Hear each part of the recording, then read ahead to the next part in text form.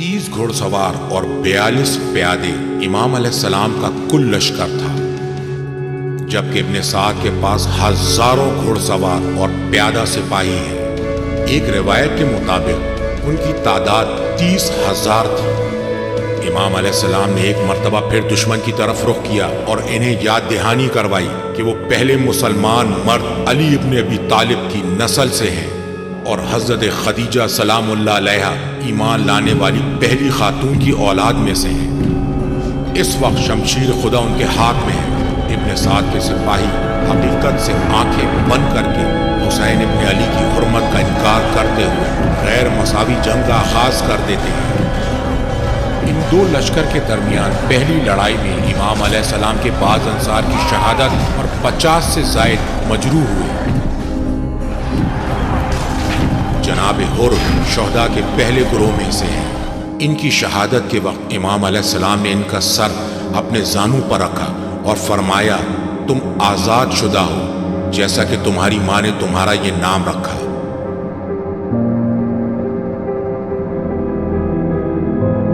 آقا ابا عبداللہ الحسین علیہ السلام ایثار کا درس دیتے ہیں۔ اس سبق کو صرف ذہنی اعتبار سے انسانوں تک منتقل نہیں کرتے، بلکہ جب کوئی امام حسین علیہ السلام سے آشنا ہوتا تو اس کی روح و کردار میں انتہائی گہرے اثرات مرتب ہوتے، جس کی وجہ وہ ایثار کرنے والا بن جاتا۔ متعدد انصارین امام علیہ السلام شہید ہو جاتے ہیں۔ نماز ظہر تک تن بتن اور گروہی لڑائی جاری رہتی ہے۔ سورج آسمان پر سروں کے اوپر آ جاتا ہے۔ امام علیہ السلام اور قافلے والے نماز کی ادائیگی کے لیے صف بستہ کھڑے ہو جاتے ہیں۔ زہیر ابن قین و سعید ابن عبداللہ حنفی ان کی محافظت کرتے ہیں۔ لشکر یزید تیروں و نیزوں کے ساتھ نماز گزاروں پر حملہ کرتے ہیں اور ان میں سے بعض کو شہید کر دیتے ہیں۔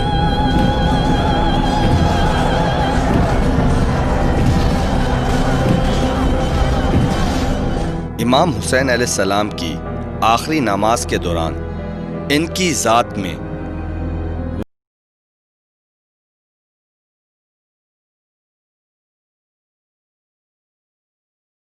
امام حسین علیہ السلام نے صرف نماز، روزہ اور تقوی کی خاطر قیام کیا۔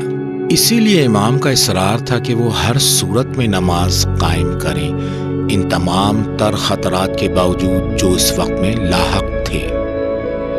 یوں لگتا ہے کہ اصحاب حسین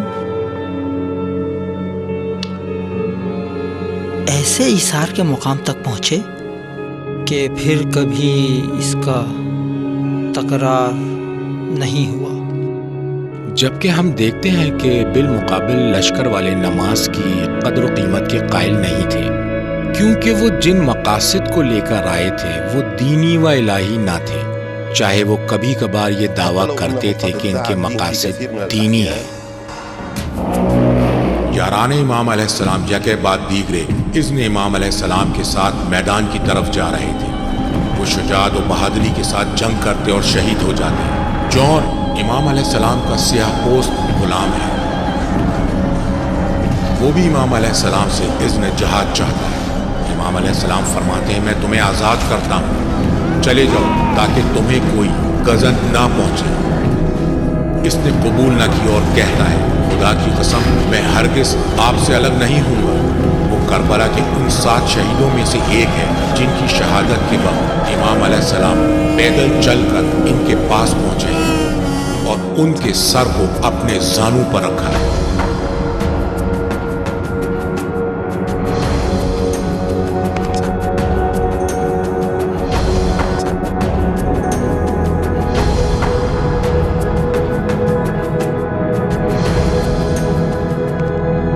فرزند امام علی اکبر بھی اذن جہاد کے بعد میدان رزم میں اترتے ہیں۔ بار بار تھکا دینے والی جنگوں کی پیاس کی شدت ہمت کو توڑ رہی تھی۔ بابا کے پاس واپس آتے ہیں اور پانی کا سوال کرتے ہیں، لیکن چونکہ پانی نہیں تھا، امام علیہ السلام فرماتے ہیں، بہت جلد تم میرے جد رسول خدا کے دست مبارک سے سیراب ہو گئی۔ علی اکبر علیہ السلام کربلا میں بنی ہاشم کے پہلے شہید ہیں کہ جن کے بعد بنی ہاشم کے دوسرے افراد بھی جنگ کے لیے گئے اور جام شہادت نوش کیا۔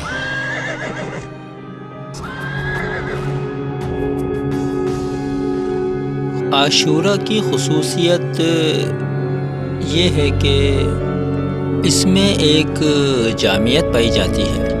عاشورہ کی اہم خصوصیات میں سے ایک یہی جامعیت ہے۔ اگر دیکھا جائے تو اس کی خصوصیت بچے ہیں، مرد و خواتین ہیں، چھوٹے بڑے افراد ہیں، عرب و عجم بھی ہیں۔ اس کی جامعیت اس قدر وسیع ہے کہ ہر طبقے کا ہر فرد اپنے کسی بھی قسم کے حالات میں یہاں سے اپنے لیے مثال حاصل کر سکتا ہے۔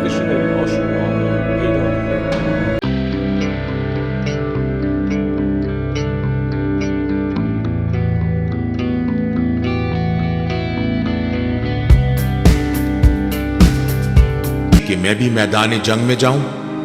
امام حسین علیہ السلام چھلکتی آنکھوں کے ساتھ فرماتے ہیں، تم میری فوج کے علمدار ہو، اگر تم چلے گئے تو میری فوج منتشر ہو جائے گی۔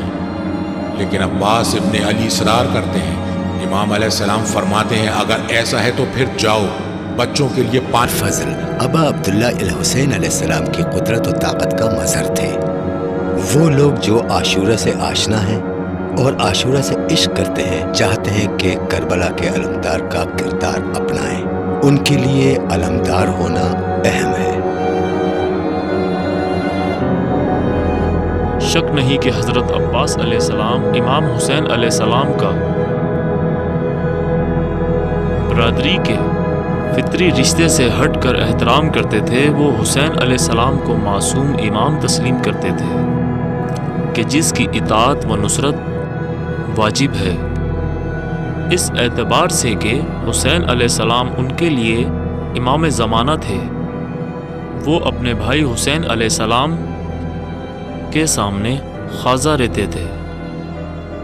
حضرت ابو الفضل العباس میں ہم مہربانی و شفقت کی صفت کو عروج پر دیکھتے ہیں، جس کا اظہار شیرخوار پیاسے بچوں کی پیاس بجھانے میں ہوتا ہے کہ ان تک پانی پہنچانے میں اپنی جان قربان کر دی۔ عباس ابن علی شدید لڑائی کے بعد فرات تک پہنچتے ہیں۔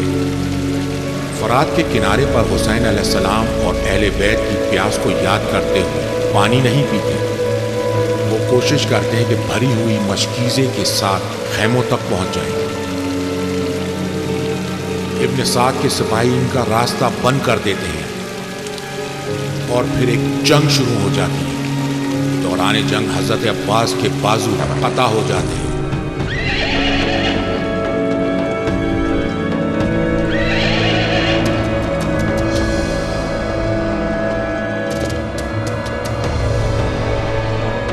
وہ مشکیزے کو دانتوں سے پکڑتے ہیں، لیکن ایک تیر مشکیزے میں آ کر لگتا ہے۔ نیز سینے اور آنکھ میں بھی تیر پیوست ہو جاتے ہیں۔ عباس ابن علی گھوڑے سے زمین پر آتے ہیں اور آواز دیتے ہیں، اے بھائی، اپنے بھائی کی خبر لیں۔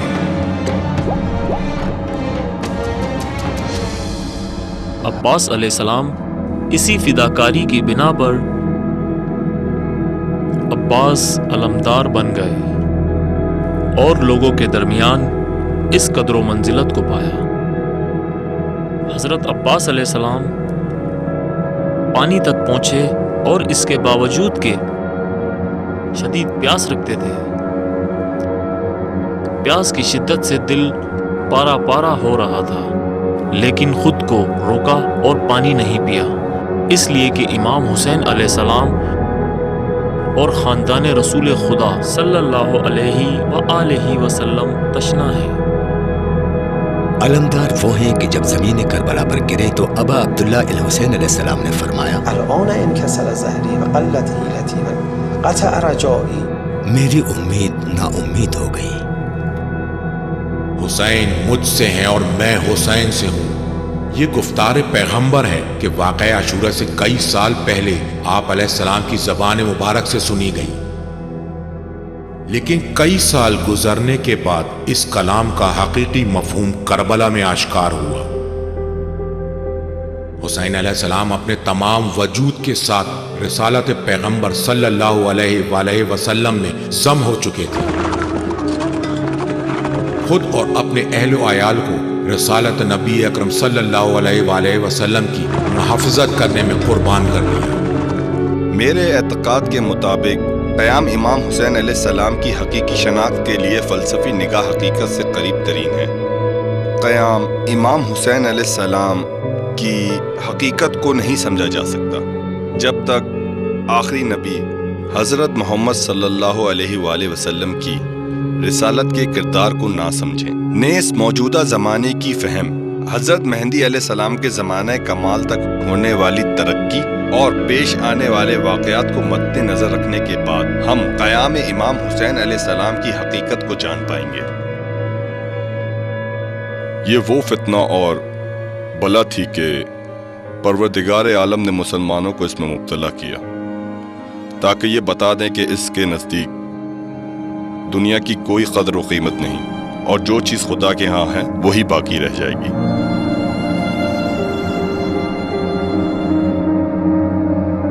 عاشورہ کے واقعات میں سب سے زیادہ دل خراش واقعہ شیر خور بچے کی شہادت ہے، جو کہ حسین کی عظمت و بزرگی کو واضح کرتا ہے۔ جب وہ شیر خوار بچہ آپ کے ہاتھوں پر تھا تو اسے شہید کر دیا گیا۔ شیر خوار حضرت علی اصغر گرمی اور پیاس سے بے تاب و ناتواں ہو رہے ہیں۔ امام علیہ السلام ابن سعد کے لشکر سے ایک گھونٹ پانی مانگتے ہیں۔ عمر ابن سعد ہرملہ کو حکم دیتا ہے کہ کام کو تمام کر دو۔ ہرملہ کا تیر ننھے علی اصغر کے گلے کو چیرتا ہے اور خون جاری ہو جاتا ہے۔ امام حسین علیہ السلام کے ہاتھ اس طفل شیر خوار کے خون سے بھر جاتے ہیں۔ اس قدر دشمنی اس حالت میں ہے کہ امام علیہ السلام نے اس لشکر یزید کو جس نے راستہ روکا تھا پانی پلایا۔ اور اب اس قوم کے سر کیا مصیبت آئی ہے کہ حتیٰ کہ شیر خوار بچے پر رحم نہیں کر رہی۔ کیا امام علیہ السلام کے سارے انصار و اصحاب کی شہادت کے بعد عمر سعد باقی قافلے کو جانے کی اجازت دے گا؟